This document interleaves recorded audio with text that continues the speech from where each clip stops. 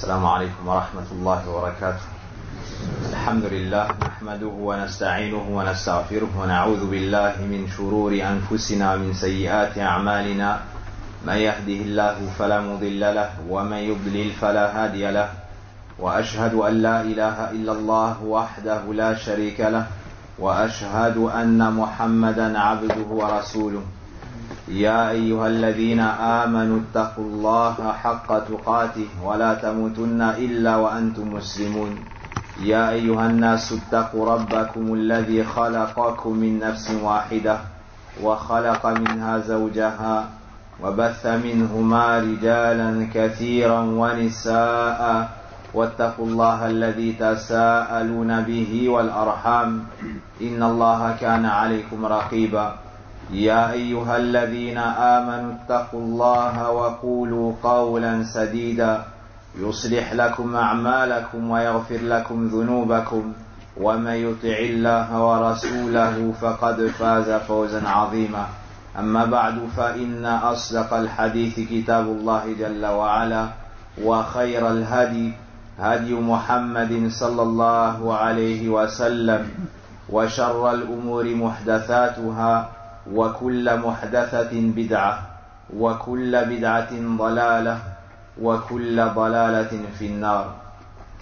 وبعد، إخواني الكرام، أسأل الله العظيم بأسمائه الحسنى وصفاته العلى أن يرزقنا علما نافعا وعملا متقبلا، كما أسأله سبحانه وتعالى أن يرزقنا الهدى والتقى والغنى والعفة.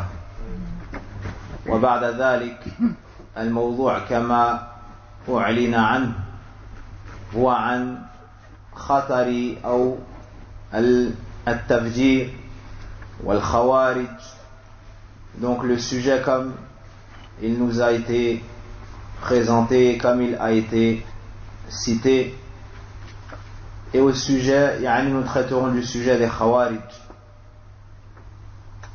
la dangerosité de ce groupe, leurs caractéristiques ainsi que leurs déviances, et qui les représente de nos jours, quelles sont leurs actions, quels sont leurs agissements, et le grand danger qu'ils représentent pour la communauté tout particulièrement, et de manière plus générale pour l'ensemble des gens.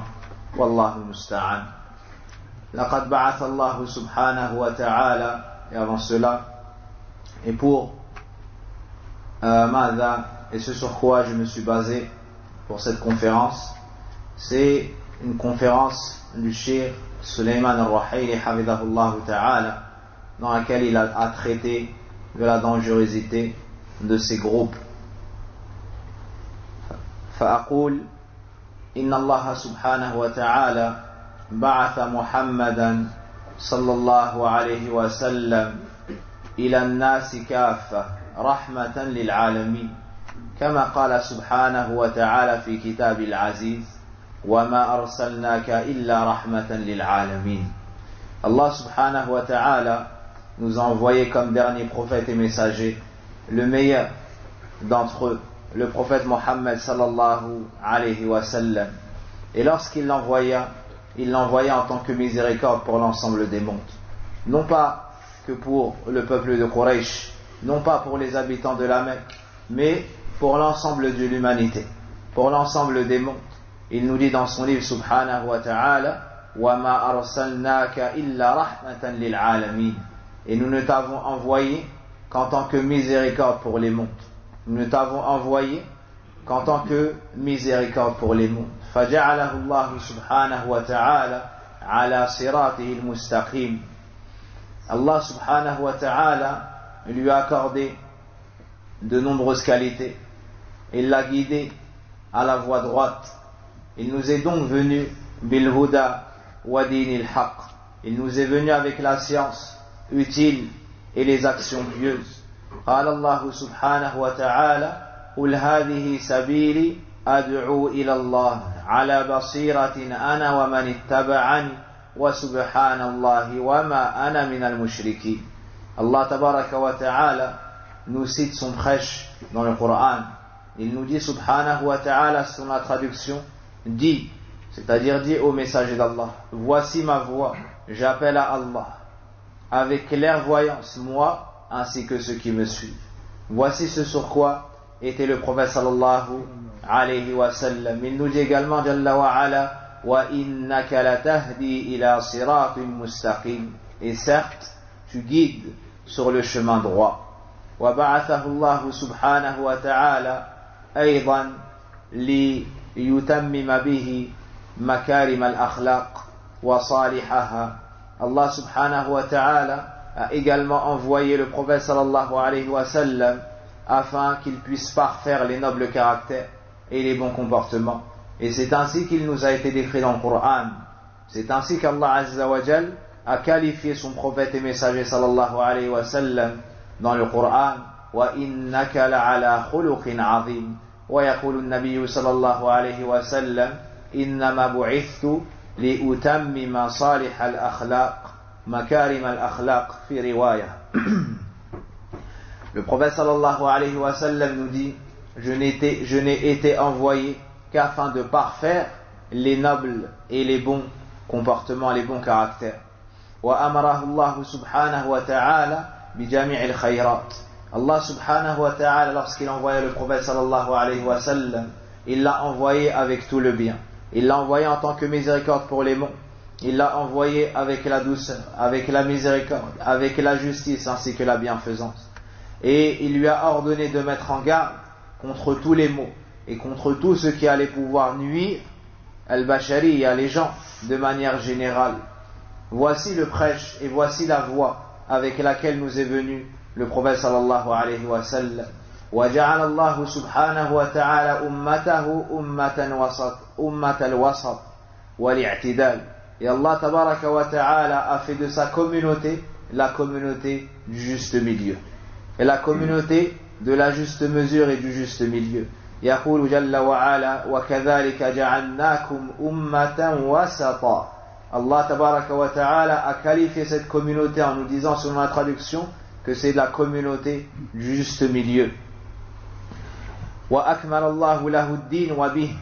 Et Allah subhanahu wa ta'ala, par l'envoi de ce prophète et messager, a complété et parachevé sa religion. يقول سبحانه اليوم أكملت لكم دينكم وأتممت عليكم نعمتي ورضيت لكم الإسلام دينا. Par lui, Allah subhanahu wa ta'ala a parachevé ce grand bienfait, a complété sa religion, l'islam. Aujourd'hui, j'ai accompli sur vous mon bienfait, parachevé sur vous ou bien aujourd'hui j'ai complété votre religion et ainsi que Mada et parachevé sur vous mon bienfait et agré comme religion pour vous l'islam. Voici ce que nous a transmis le prophète sallallahu alayhi wa sallam. Taballagha al-risala wa adda al-amana wa nasaha al-umma. Et le prophète alayhi salatu wa salam s'est parfaitement acquitté de son devoir. Il a parfaitement transmis le message. Il a parfaitement rempli sa mission. Et ceci en tant que miséricorde pour les mondes, car il voulait le bien pour l'ensemble des gens sallallahu alayhi wa sallam. وفهم الصحابة رضي الله عنهم منه الدين فهما صحيحا وعملوا أعمالا صالحة. Ceux qui ont pris du prophète sallallahu alayhi wa sallam la science et la mise en pratique, ce sont les compagnons du prophète sallallahu alayhi wa sallam. وهم خير الناس. Et ce sont les meilleurs des gens après les prophètes et les messagers. وعلى مقدمتهم الخلفاء الراشدون أبو بكر عمر عثمان وعلي رضي الله عنهم وسائر ثم صائر الصحابة رضي الله عنهم. Les compagnons du prophète sallallahu alayhi wa sallam ont été témoins de la révélation. Ils ont écouté de lui la science. Ils ont appris de lui la mise en pratique. Ils ont été témoins de l'enseignement de l'islam. Ce sont donc les personnes les plus pieuses, les plus savantes, les plus en conformité avec la voie sur laquelle était le prophète sallallahu alayhi wa sallam, car ils ont pris de lui directement la religion. Ils l'ont étudié directement à ses côtés sallallahu alayhi wa sallam. Ils ont donc propagé la religion d'Allah azza wa jal sur la terre d'Allah subhanahu wa ta'ala. Les gens les ont respectés. Les gens les ont aimés. Pourquoi? Car ils ont vu de la droiture. Pourquoi? Car ils ont vu de la science. Pourquoi? Car ils ont vu de la mise en pratique. Pourquoi? Car ils ont vu de la justice, l'excellence, la douceur et la miséricorde. Ils ont pu ainsi ouvrir les cœurs avant même les pays. Et l'islam a pu se propager. L'islam a pu se propager et les gens sont rentrés dans la religion d'Allah Azza wa Jal en masse. Les gens sont entrés dans la religion d'Allah Azza wa Jal en masse et ils ont penché vers celle-ci. Walhamdulillahi Rabbil Alamin. Wa ma'a kulli dhalik, akhbara nabiyyuna sallallahu alayhi wa sallam bi dhuhuri al-fitan fi akhir az-zaman. Et malgré et après tout cela, sachez que le prophète sallallahu alayhi wa sallam a néanmoins informé de l'apparition des troubles, qui vont survenir vers la fin des temps.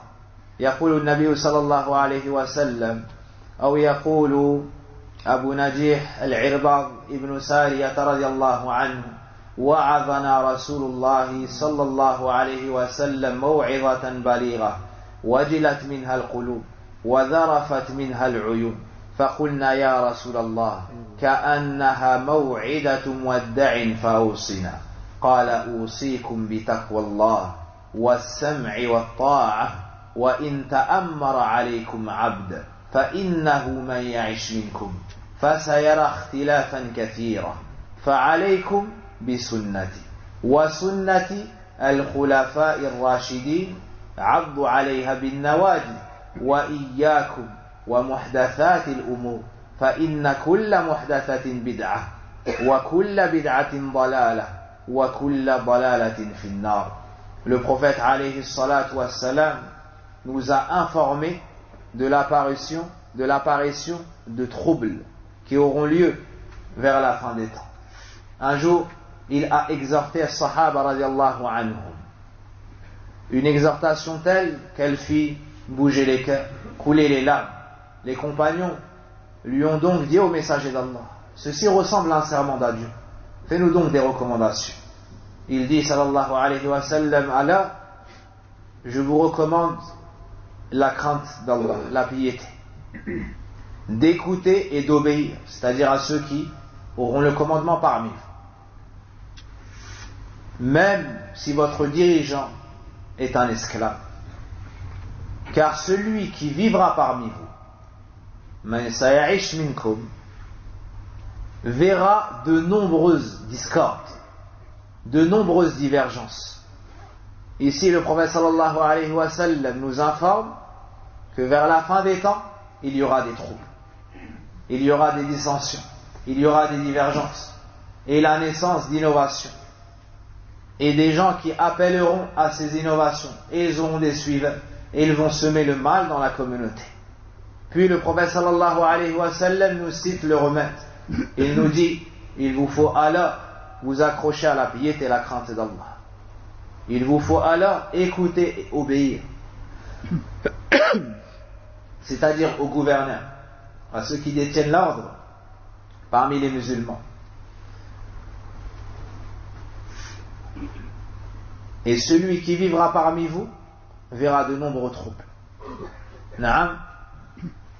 Accrochez-vous donc à ma sunna, ainsi qu'à la sunna des califes bien guidés, c'est-à-dire Abu Bakr, Omar, Uthman et Ali, et prenez garde aux nouveautés, c'est-à-dire religieuses, car toute nouveauté est innovation, et toute innovation est égarement, et tout égarement mène en enfer. Donc l'innovation ne représente que du mal. Il n'y a pas de bonnes innovations. Il n'y a pas de bonnes innovations. Comme le disait très souvent le prophète sallallahu alayhi wa sallam, le jour du Jumu'ah, kullu bid'atin dalal. Ala inna khayra al-kalam kalamullah, wa khayra al-hadi hadi Muhammad sallallahu alayhi wa sallam, wa sharra al-umuri muhdathatuh, wa kulla muhdathatin bid'ah. Le prophète sallallahu alayhi wa sallam disait, dans ce grand rassemblement du vendredi, que toute nouveauté, c'est-à-dire religieuse, est innovation. Donc, après l'époque des Sahaba radiallahu anhu, est apparue la divergence dans la communauté. Le prophète sallallahu alayhi wa sallam nous dit وَسَتَفْتَرِقُ هَذِهِ الْأُمَّةِ عَلَى 73 فِرْقَةٍ كُلُّهَا فِي النَّارِ إِلَّا وَاحِدًا هي الجماعة. Le prophète sallallahu alayhi wa sallam nous a prévenus et avertis de ce grand mal. Il nous dit que la communauté se divisera en 73 groupes. Ils sont tous menacés du feu, sauf un seul parmi, sauf un seul groupe. Quel est ce groupe? C'est celui qui sera resté sur la voie des compagnons du prophète sallallahu alayhi wa sallam. فظهر قوم في أواخر زمان الصحابة رضي الله عنهم خالفوه. À la fin de l'époque des compagnons radiallahu anhum est apparu un groupe qui a fait scission avec la voie des compagnons radiallahu anhum, qui s'est vu meilleur en matière de science, de compréhension des textes, d'adoration que les compagnons du prophète sallallahu alayhi wa sallam. Et leur ancêtre a parlé et a manqué de respect au prophète sallallahu alayhi wa sallam. Donc ne t'étonne pas de voir leurs agissements par la suite. Cet homme-là se nomme Dhul Khuwaysira. Alors que le prophète sallallahu alayhi wa sallam partageait un butin, cet homme a dit Ya Muhammad, i'dil, fa innaka lam ta'dil. Cet homme s'est adressé au prophète sallallahu alayhi wa sallam et lui a dit Oh Muhammad. Il ne l'a pas appelé par sa qualité, il ne l'a pas appelé par le haut rang auquel Allah Azza wa Jalla l'a placé. Il ne lui a pas dit Ya Rasulallah, il ne lui a pas dit Ya Nabi Allah, mais il lui a dit Ya Muhammad, i'dil fa innaka lam ta'dil. فقال له النبي صلى الله عليه وسلم ويحك وما يعدل إذا لم أعدل. Puis le prophète sallallahu alayhi, cet homme-là s'est adressé au prophète sallallahu alayhi wa sallam en lui disant Oh Muhammad, sois équitable, sois juste, car tu n'as pas été juste dans ce partage. Subhanallah, il s'adresse à qui? Il s'adresse au prophète sallallahu alayhi wa sallam. Et c'est ainsi que se comporte ce groupe duquel nous allons parler. Ils ne respectent pas les gens de science. Ils se placent au-dessus des gens de science. Ils font devancer leur compréhension sur la compréhension des gens de science. Il a fait cela avec le prophète sallallahu alayhi wa sallam. Puis les gens qui sont venus après ont fait cela avec les compagnons du prophète sallallahu alayhi wa sallam. Et leurs successeurs ont fait cela à chaque époque et feront cela à toute époque avec les gens de science. Parmi les ulama de Ahli Sunnah wal Jama'a, hafizahumullah wa rahimahum. Le prophète sallallahu alayhi wa sallam lui a dit Malheur à toi, et qui pourrait être équitable si moi-même je ne le suis pas? C'est alors que Khalid ibn al-Walid radiallahu anhu a dit Ô messager d'Allah, n'allons donc nous pas nous débarrasser de cet homme? Dans une autre version, Umar ibn al-Khattab a dit cela. Le prophète sallallahu alayhi wa sallam lui a dit non, car probablement il fait salat. Na'am. De cet homme sortira des gens. Vous allez mépriser votre prière devant la leur. Tahqiruna salatakum ila salatihim wa qira'atakum ila qira'atihim wa siyamakum ila siyamihim. Puis le prophète sallallahu alayhi wa sallam nous a cité de leurs caractéristiques. Al-ijtihad fi ta'abbud, le fait qu'ils font beaucoup d'adoration. En apparence, lorsque tu les vois, tu les penserais pieux dans leurs agissements entre eux et Allah subhanahu wa ta'ala. Mais la réalité est tout autre. Le prophète sallallahu alayhi wa sallam nous dit, il dit plutôt aux compagnons qui sont les meilleurs de la communauté. Lorsque vous allez voir leurs prières, vous allez mépriser la vôtre. Et lorsque vous verrez leur récitation, vous allez mépriser la vôtre. Et lorsque vous verrez leur jeûne, vous allez mépriser le vôtre. Malgré cela, leur lecture ne dépassera pas leur gorge. Certains savants ont expliqué cela en disant ils ne méditent pas le Coran, ils le lisent sans le méditer. D'autres ont dit ils ne le comprennent pas. D'autres ont dit ils ne le comprennent pas. D'autres ont dit c'est-à-dire que cela ne sera pas accepté d'eux. Pourquoi? Car ils sont sur l'innovation. et celui qui n'agit pas sincèrement pour Allah, en conformité avec la sunna du prophète sallallahu alayhi wa sallam, Allah n'accepte pas de lui. Allah n'accepte pas de lui. Innama al-a'malu bin-niyyat wa innama likulli imri'in ma nawa. Man 'amila 'amalan laysa 'alayhi amruna fahuwa radd. Donc dans le recueil de l'imam al-Bukhari, imam Muslim, celui qui agit, ou plutôt les actions ne valent que par les intentions et chacun sera rétribué selon son intention. Celui qui fait une action qui n'est pas en conformité avec notre ordre, cela ne sera pas accepté de lui, cela sera rejeté. Donc ces gens-là sont apparus à l'époque des compagnons du prophète sallallahu alayhi wa sallam. Ils se sont vus meilleurs que les compagnons. Ils se sont vus plus pieux que les compagnons, plus intelligents que les compagnons.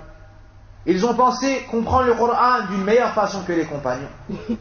Ils ont donc fait scission avec la voie des compagnons. Et n'ont pas voulu apprendre des compagnons tout comme eux avaient appris du prophète sallallahu alayhi wa sallam. Ils se sont mis à insulter Sahaba. Ils se sont mis à dénigrer les savants parmi Sahaba. Ils se sont mis à médire des compagnons. Et à faire entrer la haine et le mépris dans le cœur des croyants envers certains parmi les compagnons. Et à l'époque de Uthman ibn Affan radiallahu anhu, ils se sont répandus. À l'époque de Uthman radiallahu anhu, ils se sont répandus. Certains étaient fil Irak, d'autres étaient fil Misr. C'est alors qu'ils ont commencé à parler en mal sur Uthman. Qui est Uthman? Uthman radiallahu anhu est le troisième meilleur des hommes après les prophètes et les messagers. Qui est Uthman radiallahu anhu? C'est le calife bien guidé. Qui est Uthman radiallahu anhu? Celui dont la bonne nouvelle du paradis lui a été annoncée plusieurs fois de son vivant.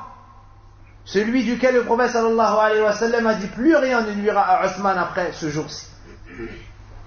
Lorsqu'il a dépensé pour une bataille. Qui est Uthman radiallahu anhu? Dhu Nurayn, c'est l'homme aux deux lumières.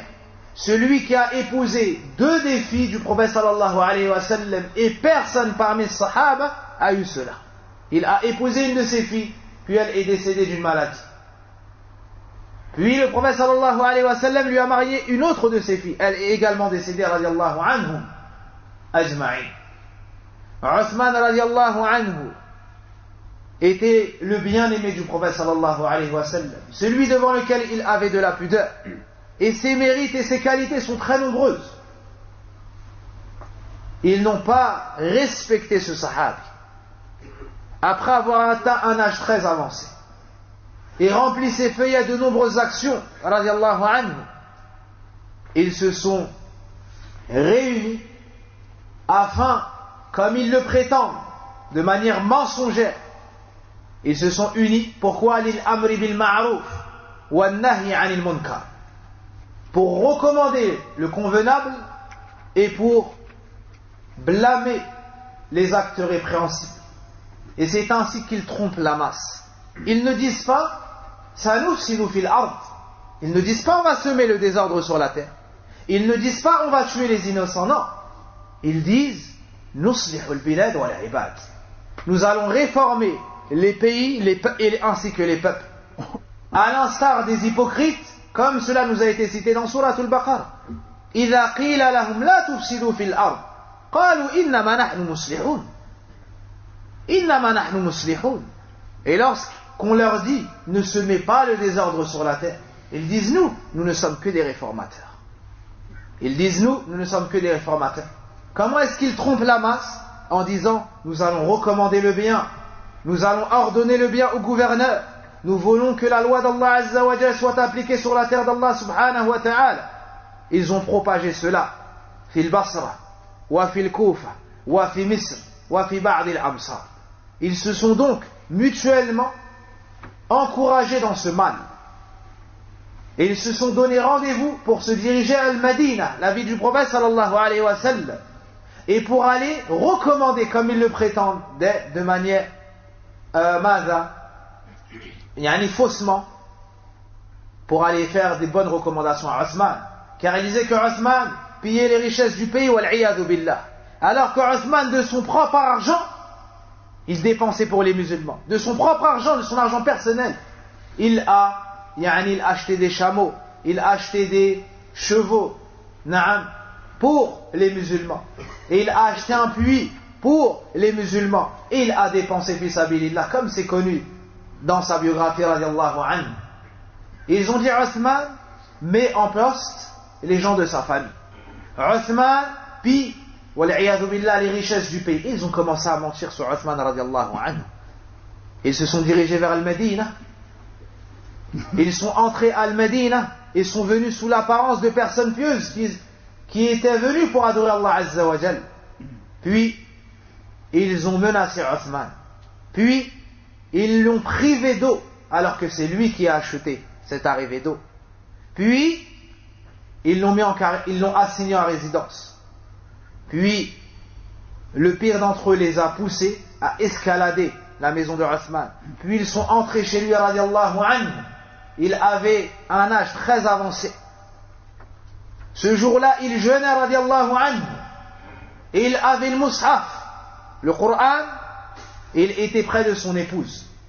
Ils sont entrés, ils l'ont agressé. Ni ils ont eu de pitié pour son âge, ni ils n'ont eu de miséricorde envers lui, ni ils n'ont respecté son rang de compagnon. Subhanallah. Alors ils lui ont porté des coups.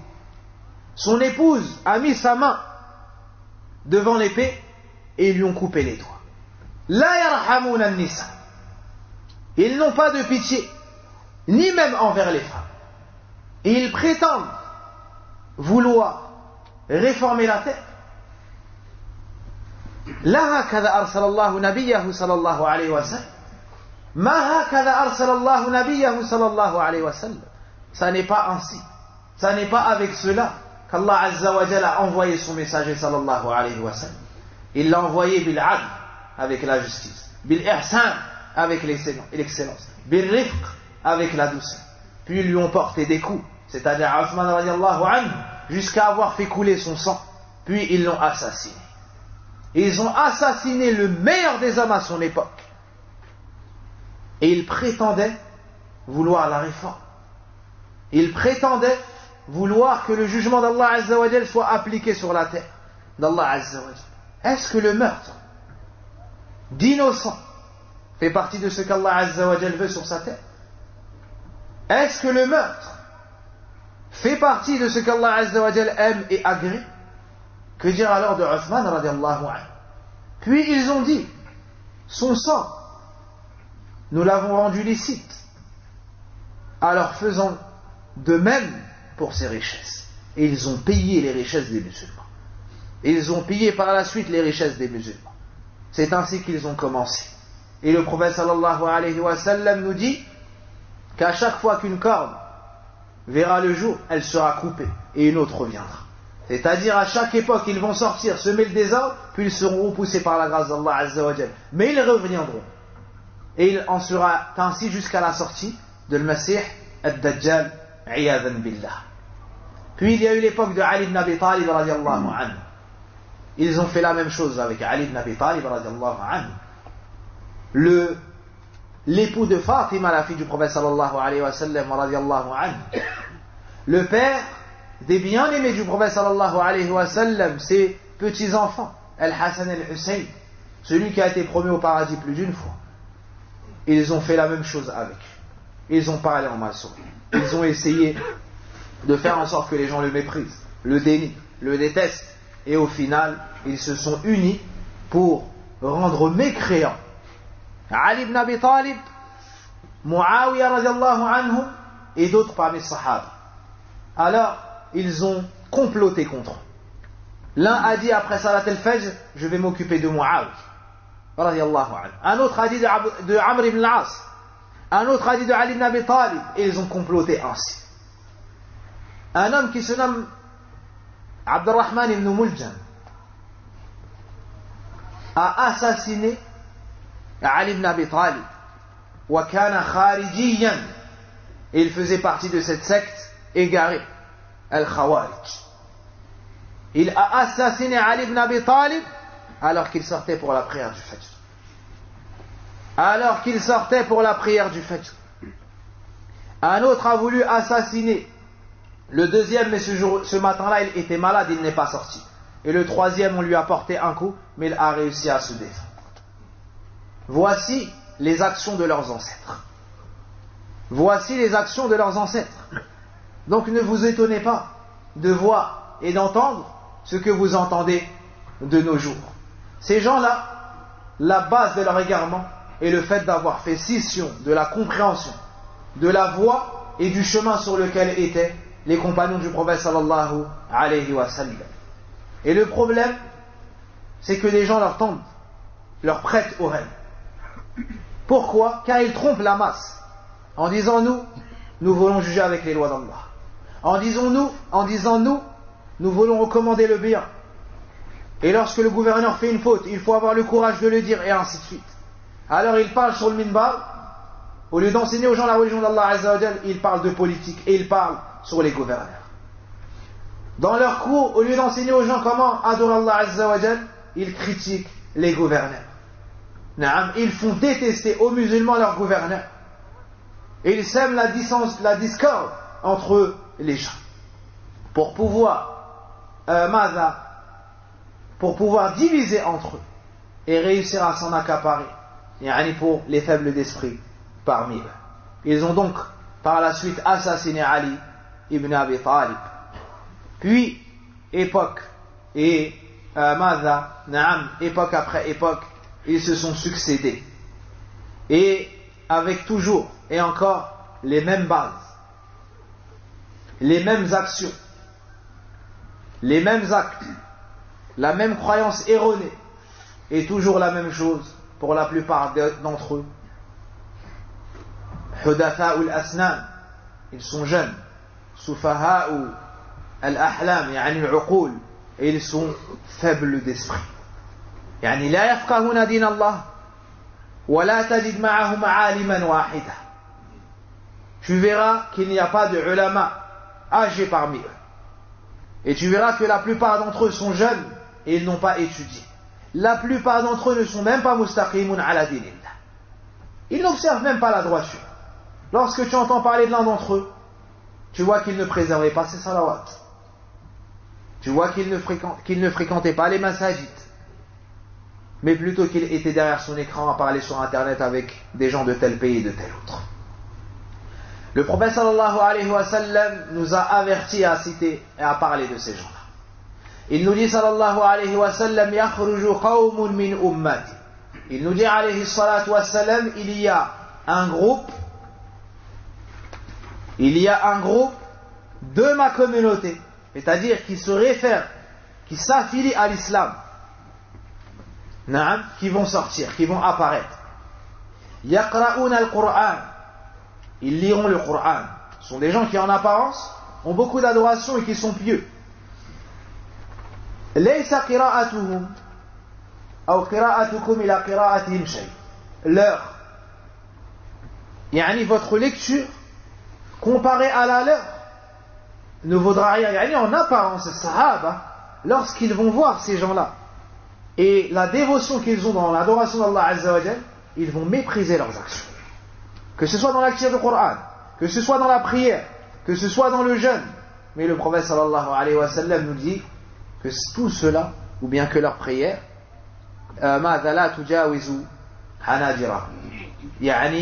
que leur lecture ne dépassera pas comment on va traduire, leur clavicule. Donc voici ce groupe qu'on nomme Al-Khawarij. Le prophète sallallahu alayhi wa sallam nous a avertis, nous a mis en garde contre eux.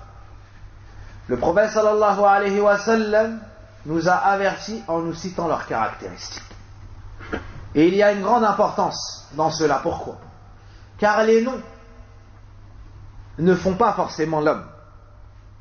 C'est-à-dire que s'il vient et il dit je ne suis pas un khariji, je ne me fais pas appeler comme ça, mais moi je suis par exemple Daesh, est-ce qu'on va dire donc qu'il n'est pas khariji? Non, il nous faut regarder les caractéristiques.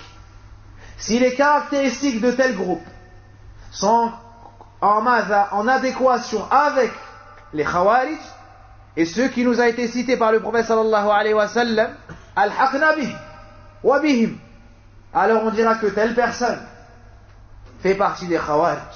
D'où l'importance de connaître les caractéristiques des Khawarij. Et parmi ces gens-là, à notre époque, il y a ceux, يعني وممن ظهر في هذا الزمان من تسمى كذبا وزورا بالدولة الإسلامية في العراق والشام التي تتلخص بداعش. Et parmi les Khawarij de notre époque, ceux qui se font appeler injustement et de manière mensongère l'État islamique en Irak et fi Sham. Ces gens-là, sans aucun doute, comme les disent les savants, font partie des Khawarij. Daesh, ce sont des initiales. Ce sont des initiales qui signifient ad-dawla, yani l'État, al-islamiyya, islamique, fi l'Irak, en Irak et fi Sham. Voici ce que signifie le mot Daesh. Ce sont des initiales, comme ça a été fait pour d'autres sectes auparavant. Ces gens-là se sont réunis dans un endroit et ont appelé et ordonné aux musulmans du monde à faire la hijra vers eux. Même celui qui est à Mecca, le meilleur endroit au monde, ou bien Al-Madina, le deuxième meilleur endroit au monde, selon eux, a l'obligation de quitter Mecca, l'obligation de quitter le Madina pour se rendre où? Pour les rejoindre. Pourquoi? Car eux, لأنهم يعتقدون أن جل المسلمين في أنحاء العالم مرتدون. Car ils ont comme conviction que la plupart des musulmans au monde sont des apostats. Ils ne sont pas musulmans selon eux. Donc ils ont l'ordre de se repentir, de revenir à l'islam, et pour ne pas faire cela, les rejoindre. ثم البيعة على أميرهم. Puis, pour couronner le tout, nous devons prêter allégeance selon eux à leur gouverneur, qui est, comme ils le prétendent, c'est le gouverneur général de l'ensemble des musulmans du monde. Et c'est ce à quoi ils aspirent depuis de nombreuses années. C'est ce à quoi ils aspirent depuis de nombreuses années, c'est-à-dire prendre le pouvoir, se réunir sur une seule et même personne. Cette personne s'auto-proclame en tant que dirigeant, comme si c'était un calife, à l'image de Abu Bakr, ou bien Othman, ou bien Omar, ou bien Othman, ou bien Ali. Ces gens-là ont un lien direct avec Al-Qaïda, avec le parti qu'ils appellent Al-Qaïda, qu'avait fondé Oussama bin Laden, wa sahibuhu Ayman. Puis ils ont divergé et se sont séparés. Alors un groupe est resté sur cette voie-là et un groupe a fait scission avec cette voie-là. Et ça, c'est l'habitude des Khawarij, c'est qu'ils divergent. Et c'est l'habitude de Ahlul Bid'ah, et c'est l'habitude des gens de l'innovation de manière générale, c'est qu'ils ne restent pas unis. Et si tu les vois unis, sache que leur cœur diverge. Tahsabuhum jami'an wa qulubuhum shatta. Tu les croirais unis, mais en réalité leur cœur diverge. Tu les croirais unis, mais en réalité leur cœur diverge. Donc ces gens-là ont formé par la suite des groupuscules. Mais les unis une chose, al-khuruj. Les unis une seule, et même parmi ce qui les unit, il y a cette chose-là, le fait de se révolter contre les gouverneurs, le fait de semer le désordre sur la terre, et le fait d'assassiner des innocents. Le fait d'assassiner les innocents. Et certaines personnes pensent, de manière erronée, que le terrorisme, les premiers à en pâtir sont les pays non musulmans. Et ceci est une croyance et une pensée complètement erronée. Pourquoi? car ceux qui subissent le terrorisme en premier lieu sont les musulmans. Car ces gens-là sont issus de nos milieux à nous. Ces gens-là sèment le désordre depuis l'époque des Sahaba. Et ils font couler le sang en premier lieu des musulmans. Qu'est-ce qui a assassiné Ali ibn Abi Talib? Ces gens-là sèment en premier lieu, ou font couler le sang en premier lieu des musulmans. Ils ne respectent personne. Et ne marchent pas sur les règles, que ce soit du Coran ou que ce soit de la Sunna. Par la suite, ils ont tenté de séduire le plus grand nombre de jeunes.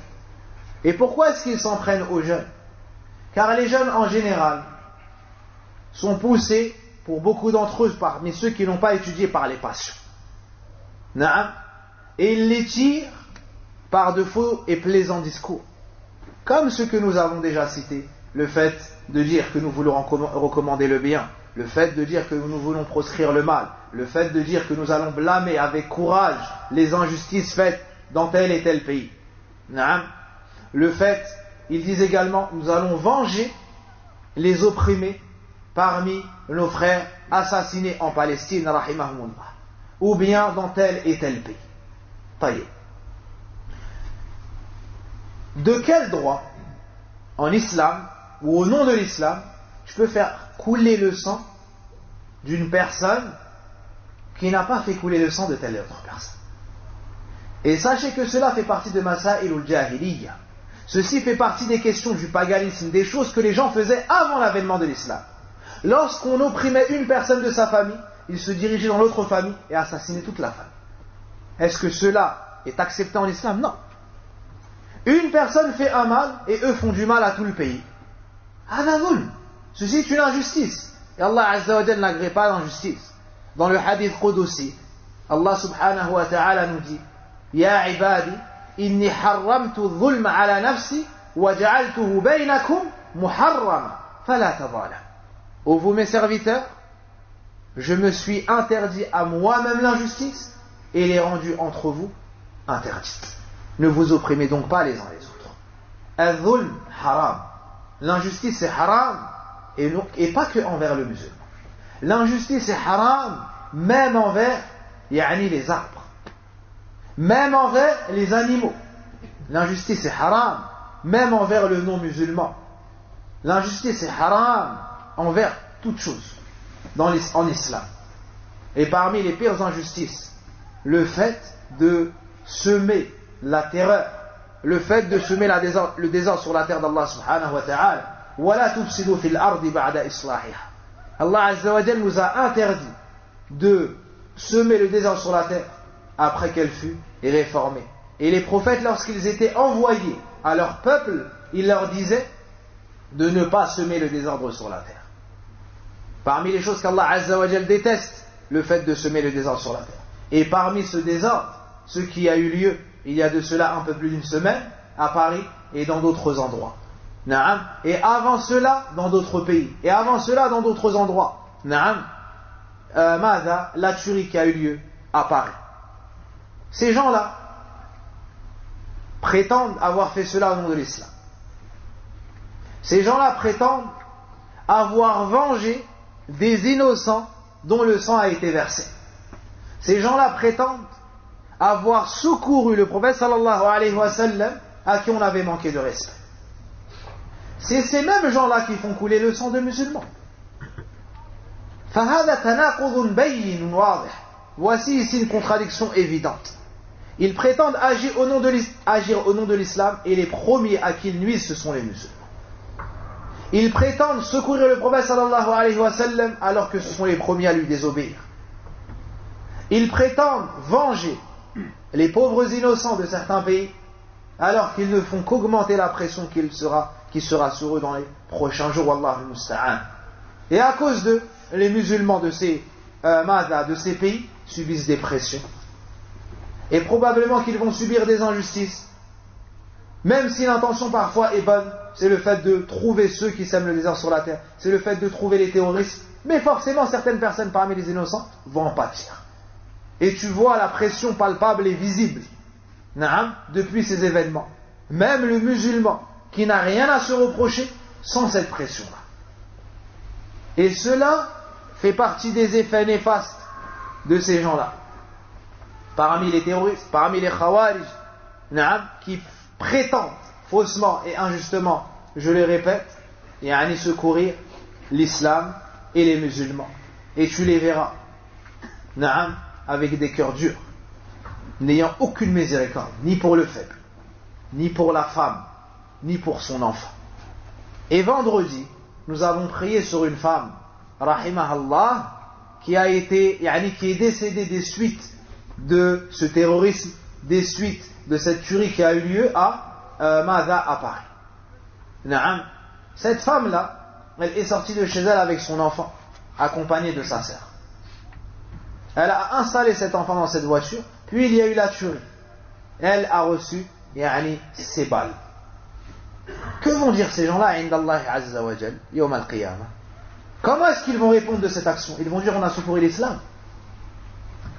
Ces innocents qui ont été tués, plus d'une centaine, qu'est-ce qu'ils vont répondre yawm al-qiyamah? On les a tués pourquoi? Est-ce que ces gens-là, ils disent par exemple, car en Palestine, telle personne a été assassinée? D'accord, cette centaine de personnes, est-ce qu'ils ont assassiné quelqu'un en Palestine? Dans l'islam, il y a la justice et il y a l'équité. Tu ne peux prendre une personne innocente et l'assassiner pour un mal commis par une autre personne. Donc ceci n'a aucune relation avec l'islam.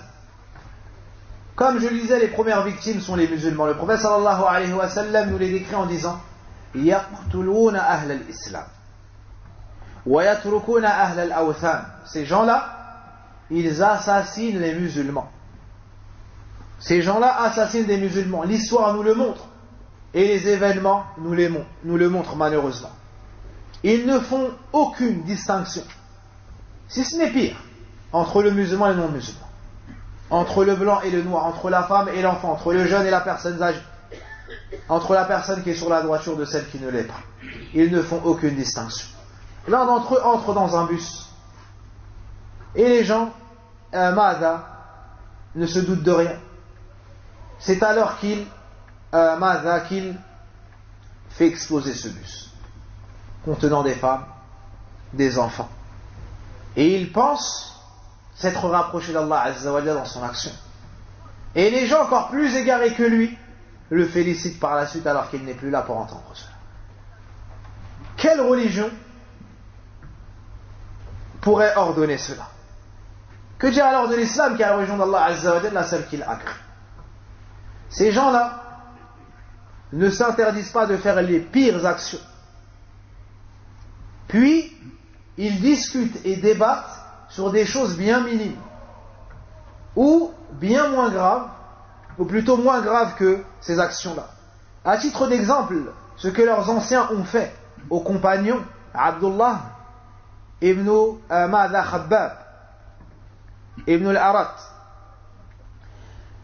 ils l'ont rencontré alors qu'il était accompagné de son épouse. Écoutez bien le comportement qu'ils ont même envers Sahaba, envers les compagnons du prophète sallallahu alayhi wa sallam. Ils l'ont interpellé alors qu'il était accompagné de son épouse. Ils l'ont questionné sur son avis concernant Abu Bakr, Omar, Othman et ainsi de suite. Et bien évidemment, il a fait leurs éloges. Ils l'ont questionné. Il a fait leurs éloges. Ils ont débattu avec lui. Puis ils se sont saisis de lui.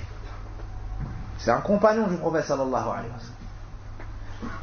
Ils ont eu le dessus sur lui en apparence et ils l'ont égorgé. Ils l'ont égorgé, sahabi, un compagnon du prophète sallallahu alayhi wa sallam. Est-ce que leurs actions les plus ignobles s'arrêtent là? Non. Par la suite, et ceci pour que vous compreniez bien, comment est-ce qu'ils peuvent faire ça? Car ils rendent mécréants les gens, puis rendent licite leur sang, leur argent, leurs épouses, et ainsi de suite. Donc c'est une suite, c'est une chaîne, pire les unes que les autres. Après avoir assassiné ce compagnon radiallahu anhu, qu'est-ce qu'ils ont fait? Ils se sont dirigés vers son épouse. Son épouse était hubla, elle était enceinte. Elle leur a dit ittaqullah imra'atun hubla. Elle leur a dit craignez Allah, je suis une femme et je suis enceinte. Et ils l'ont attrapée, ils l'ont assassinée. Puis ils lui ont ouvert le ventre, wal'iyadu billah. Et ils ont sorti ce qu'elle avait dans le ventre. Ces gens-là sont, les contemporains sont les héritiers de ces gens-là. Les contemporains, les gens de notre époque, dont vous entendez et voyez leurs agissements, le fait de semer le désordre sur la terre d'Allah Azza wa Jal et de tuer les gens, voici ce qu'avaient fait auparavant leurs ancêtres. Et tuer une femme, ouvrir son ventre et sortir son enfant. Inna lillahi wa inna ilayhi raji'un wa ila Allahi al-mushtaka. Et c'est qu'à Allah Azza wa Jal qu'on se plaint de leur mal et de ce qu'ils font sur la terre d'Allah Azza wa Jal. Donc ces gens-là portent une haine envers l'humanité de manière générale et plus particulièrement envers les musulmans. Il n'y a pas si longtemps, ils ont fait plusieurs tentatives d'explosion d'attentats dans des mosquées. Et ils ont réussi à faire exploser certaines mosquées, que ce soit en Arabie ou dans d'autres pays, sur la terre d'Allah Azza wa Jalla. Donc, ces gens qui prétendent secourir l'islam et les musulmans sont arrivés à un point de wahshiyya où ils mettent des bombes alors que les gens se prosternent pour Allah Azza wa Jalla dans les mosquées, s'inclinent pour Allah Tabaraka wa Ta'ala, lisent le Coran, la parole d'Allah Subhanahu wa Ta'ala, puis ils viennent et attendent, provoquent ces attentats. Inna lillahi wa inna ilayhi raji'un. Et après cela, tu trouves des jeunes qui leur prêtent oreille. Après cela, tu trouves des jeunes qui disent oui, mais c'est bien parce que eux ont fait ça, ils ont secouru. Subhanallah. Comment est-ce que tu peux pencher et aimer des gens qu'Allah déteste, wallah? Comment tu peux pencher vers des gens qui sont les ennemis d'Allah Azza wa Jal, les ennemis du prophète sallallahu alayhi wa sallam et les ennemis des croyants?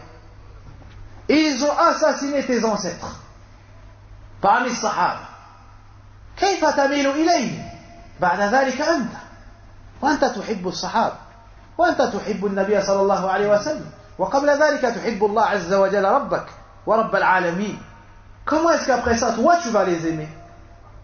Comment est-ce qu'après ça toi tu vas dire un tel est courageux? Tu as l'obligation shar'an de les détester. Tu as l'obligation religieusement parlant de les détester pour Allah Azza wa Jalla.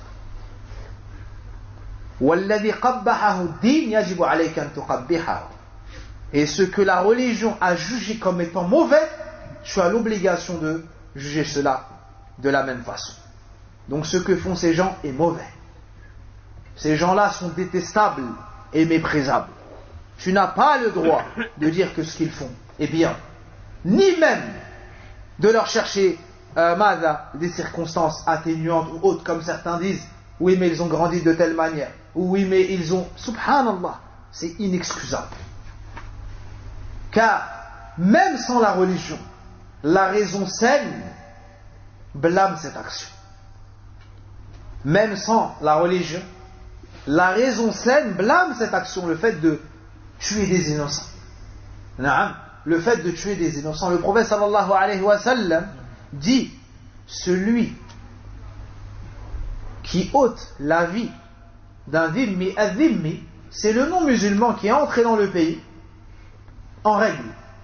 C'est le non-musulman qui est entré dans le pays selon les règles. Le prophète sallallahu alayhi wa sallam, donc ici il ne s'agit pas d'un musulman, car eux disent oui mais un tel n'est pas musulman. Ce n'est pas une excuse en la religion d'Allah. S'il fait partie des innocents, tu n'as pas le droit de le toucher. Et qui es-tu? Est-ce que tu fais partie de la police? Est-ce que tu fais partie de... Est-ce que tu es juge? Est-ce que... Non. Quand bien même il serait coupable, ça n'est pas à toi de faire appliquer la justice.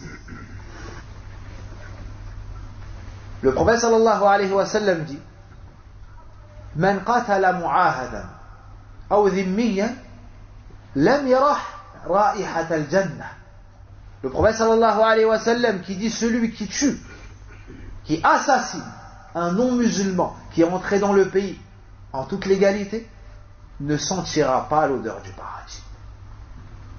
Ne sentira pas l'odeur du paradis alors que son odeur sent à telle et telle distance. Avez-vous entendu ce hadith? Que dire alors de ceux qui ont fait ces tueries à part? Ils ont tué des musulmans, des non-musulmans, sans se soucier des conséquences, ni des troubles et des effets néfastes et des lourdes répercussions qui allaient en découler. Wallahu musta'an. C'est un mal pour tout le monde, que ce soit pour le pays, que ce soit pour le musulman, que ce soit pour le non-musulman, que ce soit pour les proches qui sont restés en vie après eux, que ce soit pour le grand, pour l'enfant. C'est un mal pour tout le monde. Et personne n'est gagnant dans cela. Personne n'est gagnant dans cela. La personne qui se rapproche de ces gens-là, elle ne fait que de s'éloigner d'Allah Azza wa Jalla. Elle ne fait que s'éloigner de la sunna du prophète sallallahu alayhi wa sallam. L'un d'entre eux attrape son cousin car il travaille dans l'armée. Il l'emmène dans un désert, le filme et l'assassine. Son sang, celui chez qui il a vécu, il a grandi, celui dont les parents l'ont entouré de leur miséricorde, ont dépensé pour lui, ils lui ont donné à manger, à boire. Quelle fut la rétribution? Il assassine son cousin. Pourquoi? Parce qu'il travaille dans l'armée, il est militaire. S'il est militaire, pour eux, tel pays c'est un pays kafir. Si tu travailles pour tel pays, toi aussi tu es un kafir. Donc ton sang est halal, donc je peux t'assassiner. Regardez l'afkar khabitha, al-mubtada'a. Regardez les idéologies des plus mauvaises, corrompues et en totale contradiction avec la voie de nos ancêtres pieux, celle sur laquelle les a laissés le prophète sallallahu alayhi wa sallam. Il n'hésite pas à assassiner, à terroriser les populations, mais par la suite, il diverge dans des questions bien moins graves que celle-ci. Par exemple, ils assassinent des femmes, égorgent des femmes, et ensuite, ils divergent entre eux. Sur quoi? Est-ce qu'on a le droit de toucher les cheveux de cette femme maintenant qu'elle est morte ou pas? L'autre lui dit non, c'est haram. Hein? Lui dit t'es sûr? Le deuxième lui dit non, c'est haram. Le premier il dit je pense que parce que. L'autre il lui dit non, c'est haram, parce que c'est une femme. Subhanallah. Il l'égorge et ne se pose pas la question. Et ensuite toucher ses cheveux, est-ce que c'est halal, est-ce que c'est haram? Lorsque Shaitan pervertit les cœurs, voici la clairvoyance qui disparaît. Voici la raison qui disparaît. C'est ainsi que Shaitan joue avec eux. Ceux qui ont tué le sahabi ainsi que son épouse, en chemin, ils ont croisé l'animal d'un non-musulman. Quel était cet animal? Un khinzir, c'était un porc. Ils ont tué ce porc. Puis l'autre lui a dit, c'est un bien, c'est une richesse qui appartenait à un dhimmi. C'est grave ce que tu as fait. Ils viennent de tuer deux personnes de sang-froid. Puis ils divergent entre eux sur quoi? Sur le fait d'avoir assassiné un animal. Alors, ils l'ont dédommagé financièrement. Jusqu'à ce qu'il les excuse. Jusqu'à ce qu'il les excuse. Donc voici lorsque la personne tombe dans l'innovation, elle perd la raison. Elle perd la raison. Et ses actions ne lui sont dictées par la suite que par Shaitan. Voici son guide. Il n'a fait que suivre au début les pas du Shaitan, et par la suite voici que Shaitan lui dicte ses actions. Au point où certains parmi les savants ont dit auparavant, Shaitan dit qu'auparavant, c'est lui qui enseignait aux shayatin parmi les hommes. C'est lui qui enseignait aux shayatin parmi les hommes pour qu'ils s'égarent. Mais maintenant, il dit c'est lui qui tire profit d'eux. C'est-à-dire qu'ils se sont tellement égarés que Shaitan pourrait apprendre d'eux l'égarement. Les gens se sont égarés, tu sais où ça commence. Lorsqu'ils sortent de la sunna, tu sais où ça commence. Mais lorsqu'ils tombent dans la bid'ah, Allahu alam où est-ce que ça finit. Al-Khawarij ont commencé en disant Al-hukmu lillah. Le jugement revient de droit à Allah. Les savants ont dit Kalimatu haqq uridu bihi batil. Urida biha al-batil. C'est une parole véridique. Naam, Allah Azza wa Jalla est au-dessus de tout. Mais cette parole, ils l'ont prononcée en visant un but qui est mauvais. Donc ne te laisse pas séduire par toute belle parole. Ne te laisse pas séduire par toute belle parole. Ça n'est pas parce que la personne vient en lisant auprès de toi du Coran, naam, que tu dois dire qu'elle a de la science et qu'elle mérite d'être suivie. Non. Les Sahaba ont combattu le Khawarij. Le Khawarij disait le Coran. Lorsque Ali ibn Abi Talib a envoyé Abdullah ibn Abbas radiallahu anhuma voir el Khawarij pour les appeler à revenir à la vérité, il nous dit que lorsqu'il est arrivé, il a entendu comme des bourdonnements d'abeilles tellement il lisait le Coran.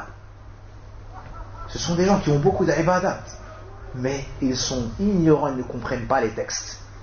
Ils ne comprennent pas les textes. Ils ne respectent pas les ulama, ils ne veulent pas apprendre des ulama. Ces gens-là, tu ne les vois pas apprendre dans les mosquées. Ces gens-là, tu ne les vois pas apprendre dans les mosquées. C'est pour cela, lorsqu'on te dit qu'un tel vient de telle ville, un tel vient de telle ville, et bizarrement, les gens disent on ne le connaissait pas. Pourquoi? Parce que ces gens-là ne viennent pas au masjid. Ils n'apprennent pas din au masjid. Ils apprennent leur din sur Internet, ou bien dans des comités réduits en pleine nuit, chez un tel et chez un tel en cachette. Ils ne veulent pas faire des cours dans les mosquées. Naam, ils ne veulent pas faire des cours dans les mosquées pour ne pas être dévoilés. Mais ils discutent en privé. Puis lorsque le jeune dit, si c'est un bien, alors je vais transmettre cette parole aux autres. Ils leur disent non. Ils n'ont pas encore atteint le niveau suffisant pour comprendre ces paroles. Alors ils parlent entre eux et forment des sectes. Ils parlent entre eux et forment des sectes. Et c'est ainsi qu'ils pervertissent l'esprit, la raison et la religion de ceux qui n'ont pas étudié. Donc, tout ça, après tout ça, il nous faut savoir maintenant, qui sont les Khawarij? Et pourquoi avoir appelé ce groupe-là, cette secte-là, El Khawarij? El Khawarij, dedans, il y a la notion de Khuruj qui veut dire la sortie. Car ce sont les gens qui se révoltent à la base contre les gouverneurs, contre les autorités. Naam. Aussi, ils rendent mécréant le musulman par les grands péchés. Et ils sèment le désordre sur la terre d'Allah Azza wa Jalla. Voici 3 points qui reviennent le plus souvent pour définir les Khawarij. Ce sont ceux qui se révoltent contre les gouverneurs, qui sortent contre les gouverneurs et qui rendent mécréant le musulman par de ce qu'ils voient eux comme étant des péchés ou par des grands péchés effectifs. Voici qui sont les Khawarij. Quant à leur ancêtre, vous avez entendu Dhul Khuwaysira, celui qui a parlé avec le plus grand manque de respect au prophète sallallahu alayhi wa sallam.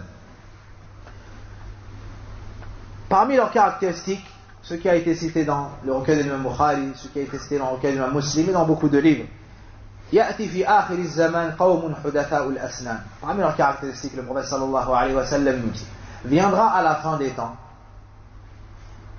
des gens qui seront jeunes, c'est-à-dire en âge, sufaha ul ahlam, qui auront un manque de raison, yaquluna min khayri qawli al-bariyya, prononceront des meilleures paroles, yamruquna min al-islam, mais ils sortiront de l'islam, kama yamruqu as-sahm min ar-ramiyya, comme la flèche transperce sa proie. Voyez-vous le chasseur, lorsqu'il il vise sa proie, la vitesse à laquelle sort la flèche de son arc et la vitesse à laquelle elle transperce par moment sa proie, le prophète sallallahu alayhi wa sallam nous a décrit comme ça le suivi de leur passion et leur égarement en islam. La yujawizu imanum hanajirahum. Le prophète sallallahu alayhi wa sallam nous dit des paroles sévères à leur encontre, au point où certains parmi les savants ont dit ces gens-là sont sortis de l'islam, et beaucoup parmi eux disent non, ce sont des innovateurs égarés, beaucoup de leurs actions ne se réfèrent pas à l'islam, nous les blâmons, les détestons, mais on ne les excommunie pas de l'islam. Le prophète sallallahu alayhi wa sallam nous dit aynama laqituhum faqtuluhu. Il dit aux compagnons, lorsque vous allez rencontrer ce groupe-là, il vous faudra les combattre. Il vous faudra les combattre. Il représente une menace telle pour les gens, pour les peuples, qu'il ne faut pas les laisser ainsi en liberté. Il ne faut pas les laisser ainsi nuire. Puis le prophète sallallahu alayhi wa sallam nous dit que dans cela il y a une récompense yawm al-qiyamah. Ces gens-là, pour la plupart, sont des jeunes. Ces gens-là, pour la plupart, n'ont pas étudié. Ces gens-là, pour la plupart, ne prennent pas place dans les assises des gens de science, ni les ulama. Au contraire, ils méprisent les ulama. Lorsque tu leur cites les savants, et tu montres que les savants de l'islam sont en totale contradiction avec leur voix, ils répondent « Hada min al-umala » Ils disent « Lui, c'est un collabo. » Hada mada murji. Lui, c'est un murji. Hada lahu akhta fil aqida. Ils disent lui, il a des fautes dans la croyance. Hada muta'alim. Hada ils insultent les ulama. Ils dénigrent les ulama. Ils font descendre le rang des savants dans le cœur des jeunes. Pourquoi? Pour rester qu'entre eux. Et lorsqu'il n'y a plus de savants, à ce moment-là, tu peux t'emparer de la raison et du cœur, des faibles d'esprit et de ceux qu'Allah Azza wa Jal n'aura pas préservés. Aussi, le prophète sallallahu alayhi wa sallam nous a montré qu'ils suivent leur passion, qu'ils feront scission avec la voix des compagnons et qu'ils n'apprendront pas de la science. C'est pour cela qu'il nous a dit yaqra'una al-Qur'an yahsabuna annahu lahu aw lahum wa huwa alayhim. Ils lisent le Coran en pensant qu'il est de leur côté, en leur faveur, alors qu'il est contre eux. Ils lisent le Coran et ils essayent même de justifier leurs actions par des versets de Coran. Mais ils n'ont pas la compréhension du Coran qu'avaient les compagnons du prophète sallallahu alayhi wa sallam. Et ici tu vois toute la dangerosité qu'il y a dans le fait de parler avant les savants, de ne pas revenir aux ulama. Lorsque tu es en temps de trouble, retiens-toi. Les gens nous poussent à parler, à nous exprimer, ainsi de suite. C'est une bonne chose, mais si tu parles, il te faut parler en connaissance de cause. Si tu parles, il te faut parler avec science. Sinon, attends que les gens de science parlent, puis transmets. Attends que les gens de science parlent, puis transmets. Donc le prophète sallallahu alayhi wa sallam nous cite encore de leurs caractéristiques. Parmi leurs caractéristiques, al-ghulu fi din, le fait qu'ils aient de l'exagération dans la religion d'Allah Azza wa Jalla. Et Allah nous a interdit cela dans le Coran. Et le prophète sallallahu alayhi wa sallam nous a montré que la finalité de celui qui exagère dans la religion, qui fait et pense faire mieux que le prophète sallallahu alayhi wa sallam et être sur une meilleure voie que celle sur laquelle étaient les compagnons du prophète sallallahu alayhi wa sallam, quelle sera sa finalité? L'anéantissement et la perte. Le prophète sallallahu alayhi wa sallam nous dit halaka al-mutanatti'un qalaha thalathan. Le prophète sallallahu alayhi wa sallam a dit a péri celui qui exagère dans la religion, dans les actions ou bien dans les adorations. Et il a répété cette chose 3 fois, c'est-à-dire qu'il a dit halaka al-mutanatti'un, halaka al-mutanatti'un, halaka al-mutanatti'un. Et il nous a dit iyyakum wal ghul, prenez garde à l'exagération. Naam. Donc l'exagération dans la religion est une des caractéristiques des innovateurs de manière générale et plus particulièrement des Khawarij. Des Khawarij. Et vous avez compris que parmi les contemporains des partisans de cette secte, il y a ceux qui se font nommer, ceux qui se font appeler Da'ish, alayhim min Allah ma yastahiqun, wa kafana Allahu sharrahum. Et comme cela est testé dans le hadith, lorsque vous allez voir leurs prières, leurs jeûnes et leurs lectures, vous allez mépriser vos prières, vos jeûnes et vos lectures. Parmi leurs caractéristiques, c'est qu'ils font couler le sang. Ils sont assoiffés de sang. Parmi leurs caractéristiques, c'est qu'ils essayent de terroriser les peuples et les populations, n'épargnant ni la personne âgée, ni le nouveau-né, ni la femme. Naam. Et c'est ce qu'on appelle al-irhab, le terrorisme. C'est ce qu'on appelle al-irhab, le terrorisme. Et Allah subhanahu wa ta'ala nous interdit cela dans le Coran. Et le prophète sallallahu alayhi wa sallam nous a interdit cela dans la sunna sallallahu alayhi wa sallam. من صفاتهم الطعن في ولاة الأمور. نعم. والإنكار عليهم أمام الملأ. Parmi leurs caractéristiques, le fait de critiquer, de dénigrer les gouverneurs. Parmi leurs caractéristiques, le fait de les citer en mal dans les rassemblements et en public. C'est pour cela que certains parmi les anciens disaient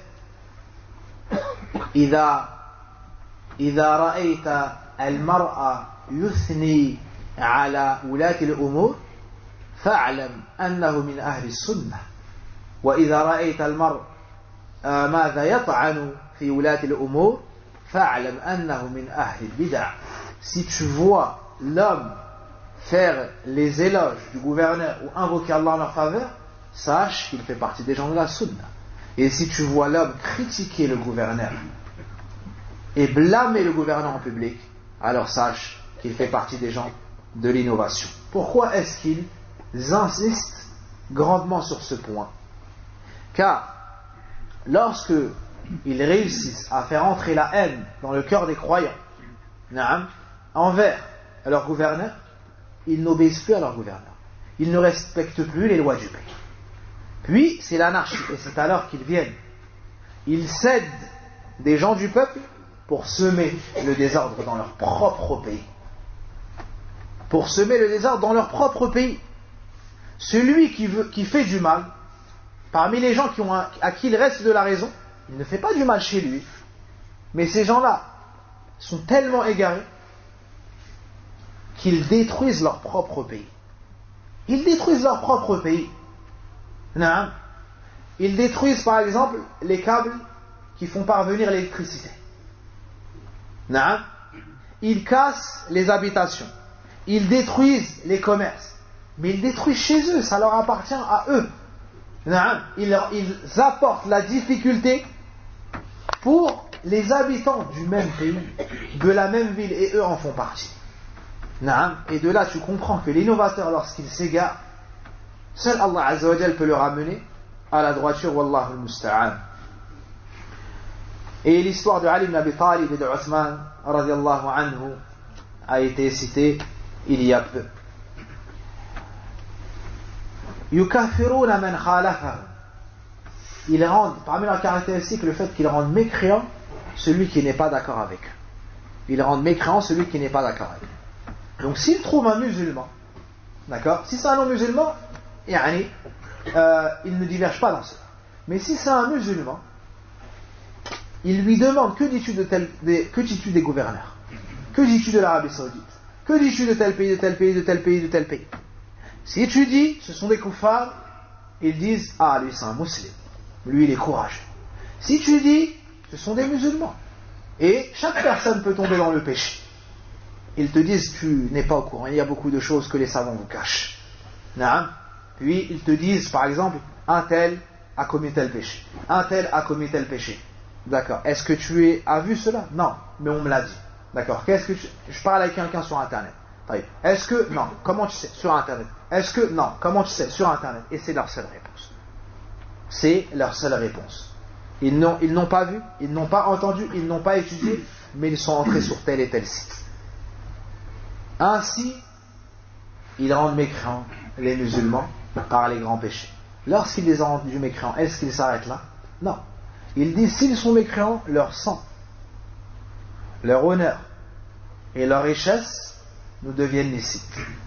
Donc nous avons la permission de payer leur richesse, de commettre les actes avec les femmes de leur famille, et nous avons la permission de les voler. Nous avons la permission de les voler.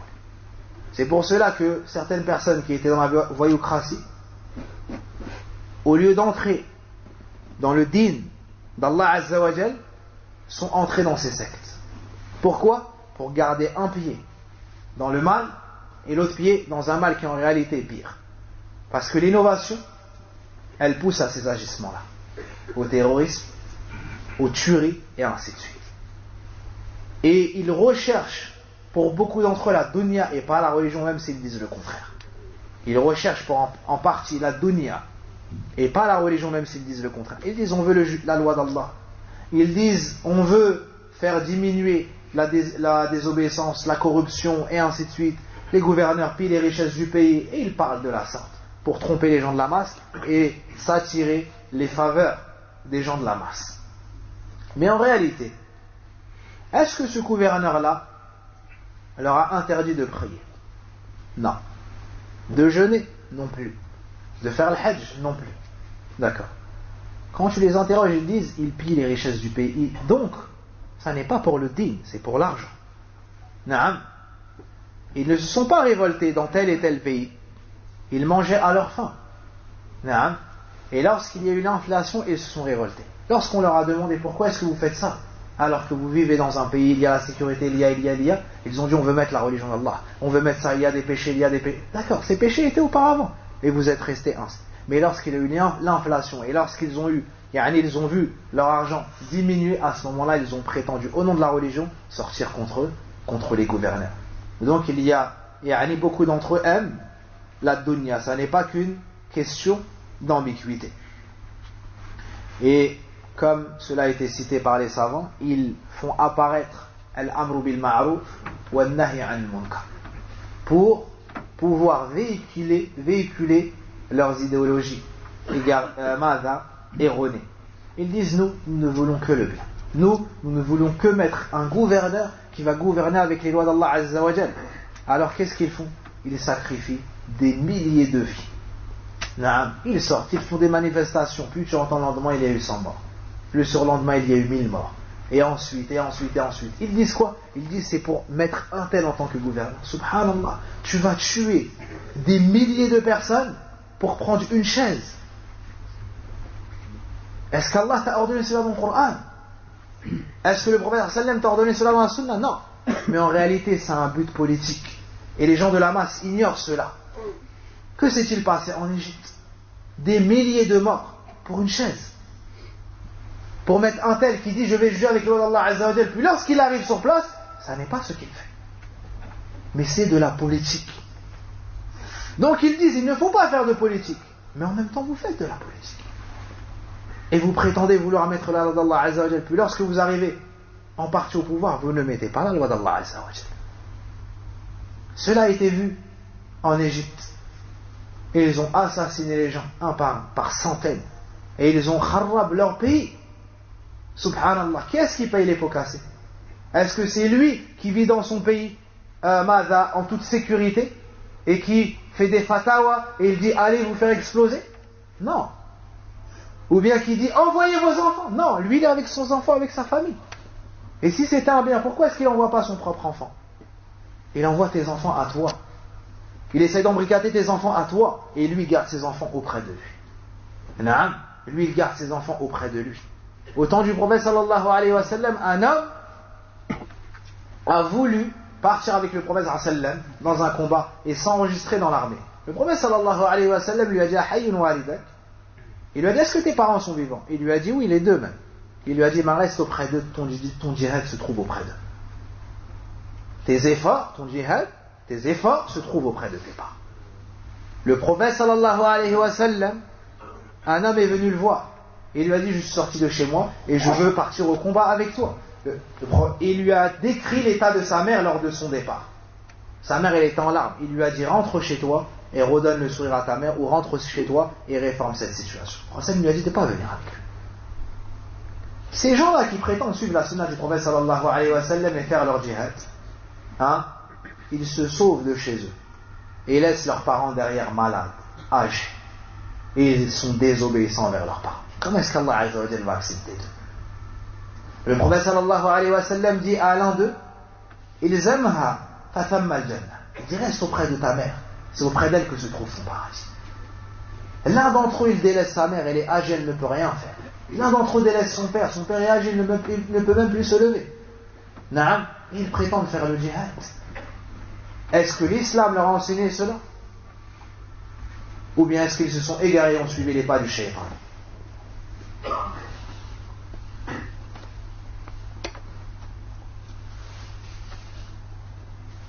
Leurs caractéristiques sont bien plus nombreuses que cela.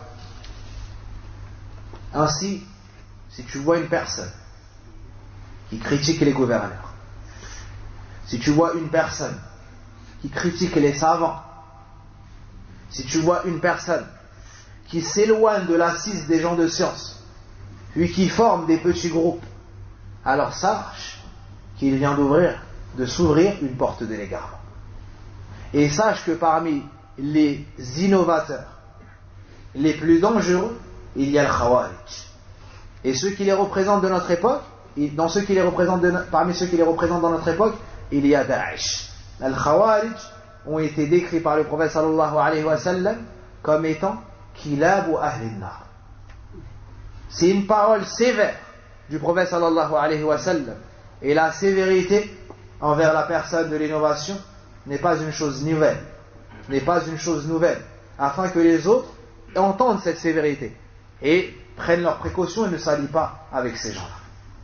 Kilab ou Ahlin Nar. C'est ainsi que le prophète sallallahu alayhi wa sallam les a décrits. Ce sont les chiens de l'enfer. Qui est-ce qui a dit cette parole? Celui qui a été envoyé en tant que miséricorde pour les mondes. Donc s'il a dit cette parole, c'est qu'il fallait la dire. S'il a dit cette parole, c'est que la situation allait être très grave. Donc on te fait entendre cette parole pour que tu connaisses un peu de la dangerosité de ces groupes. Et sache que l'innovation de manière générale est dangereuse. Et malheureusement, certaines personnes parmi les gens de la masse se laissent tromper par quelques sourires, ou par une tenue, ou par quelques bons comportements en public. Non. Toi, tu dois te baser sur ce qu'a dit ton messager sallallahu alayhi wa sallam. An-Nabi sallallahu alayhi wa sallam huwa al-mizan al-akbar. Le prophète sallallahu alayhi wa sallam, c'est lui, c'est à lui qu'on revient pour savoir est-ce que l'action est bonne ou est-ce qu'elle est rejetée. C'est à sa sunna, c'est à sa voix, c'est à la parole d'Allah Azza wa Jalla, le Coran, et la compréhension qui est acceptée dans notre dîn. C'est pas la compréhension de un tel qui se trouve en Syrie, ni un tel qui se trouve en Iraq, ni un tel qui se trouve Ma'adriyain. Non, c'est la compréhension des compagnons du prophète sallallahu alayhi wa sallam. Allah subhanahu wa ta'ala qala lana fil Qur'an wa ma ataakum ar-rasul fakhudhuhu wa ma nahakum anhu fantahu. Ce que le messager d'Allah vous donne, prenez-le, et ce qu'il vous interdit, abstenez-vous. Que ce soit dans la croyance, que ce soit dans l'adoration, que ce soit dans le comportement, dans toutes les choses, dans le mu'amalat. Il nous dit également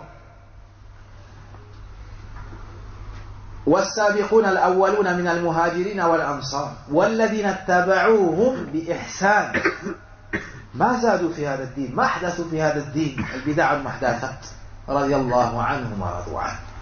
Les tout premiers parmi les immigrés ainsi que les auxiliaires, ou plutôt ceux qui les ont suivis avec excellence, les auxiliaires et ceux qui les ont suivis avec excellence, Allah est satisfait d'eux, et eux sont satisfaits d'Allah. Allah Azza wa Jalla, dans ce verset, a fait les éloges des Sahaba de manière détaillée. Qu'ils fassent partie des Muhajirun, ceux qui ont quitté la Mecque pour aller à Médine, ou qu'ils fassent partie des Ansar, ceux qui ont accueilli leurs frères parmi les Muhajiri. Puis Allah Azza wa Jalla parle de ceux qui viendront après eux, en nous disant وَالَّذِينَ اتَّبَعُوهُمْ بِإِحْسَانٍ. Ceux qui les suivront, ou ceux qui les ont suivis avec excellence. C'est là où toi, tu peux entrer dans l'agrément d'Allah. Allah nous dit qu'il est satisfait d'eux et ils seront satisfaits d'Allah. Tu veux l'agrément d'Allah Azza wa Jal, tu dois suivre ce chemin-là. Tu veux l'agrément d'Allah Azza wa Jal, tu dois être sur le chemin sur lequel étaient les compagnons du prophète sallallahu alayhi wa sallam. Ne suis aucune secte, aucune innovation. Ne suis pas les gens en fonction du nom, du pays, non, mais en fonction du credo, en fonction de la croyance, en fonction des actions, en fonction du prêche, de ce à quoi il appelle. Et pour ce faire, il te faut étudier. Al-jahl da'un qatilun wa shifa'uhu amran fi at-tarkib muttafiqan nass min al-Qur'an wa sunnah. L'ignorance, c'est une maladie meurtrière. L'ignorance, c'est une maladie destructrice. C'est ça une des grandes causes de l'égarement des gens et d'entrer dans ces sectes-là. C'est que les gens, beaucoup parmi les jeunes n'étudient pas. Et de là, tu vois l'erreur évidente dans certaines mosquées qui bloquent l'accès à la science, qui bloquent l'accès aux prêcheurs de la sunna. Car lorsque le prêcheur de la sunna transmet Qala Allah, Qala Rasulullah, Qala Sahaba, à ce moment-là, le jeune, il sait que Daesh, c'est faux, et c'est un égarement. Il sait que le Khawarij, c'est faux, et c'est un égarement. Il sait que les sectes, c'est mauvais en islam. Il sait qu'il faut rester sur la voie du prophète sallallahu alayhi wa sallam. Il sait que l'islam est innocent de toute tuerie, de tout extrémisme, de tout terrorisme. هذا وصل اللهم وبارك على نبينا محمد وعلى آله وصحبه أجمعين. اللهم اغفر لنا ذنوبنا وكفر عنا سيئاتنا وتوفنا مع الأبرار. اللهم اغفر لنا ذنوبنا، اللهم اغفر لنا ذنوبنا، اللهم اغفر لنا ذنوبنا إنك أنت غفور رحيم. اللهم إنا نسألك الهدى والتقى والعفاف والغنى. ربنا آتنا في الدنيا حسنة وفي الآخرة حسنة وقنا عذاب النار. ربنا آتنا في الدنيا حسنة وفي الآخرة حسنة وقنا عذاب النار. اللهم احفظنا بما تحفظ به عبادك الصالحين. اللهم احفظنا بما تحفظ به عبادك الصالحين. اللهم احفظنا بما تحفظ به عبادك الصالحين. اللهم اعز الإسلام والمسلمين. اللهم اعز الإسلام والمسلمين. اللهم اعز الإسلام والمسلمين. اللهم اكفنا شرهم. اللهم اكفنا شرهم. اللهم اكفنا شر الخوارج وأمثالهم. اللهم اكفنا شرهم إنك أنت العزيز القوي يا رب العالمين. والله أعلم. وصلى اللهم وبارك على نبينا محمد وعلى آله وصحبه أجمعين. سبحانك اللهم وبحمدك أشهد أن لا إله إلا أنت أستغفرك وأتوب إليك.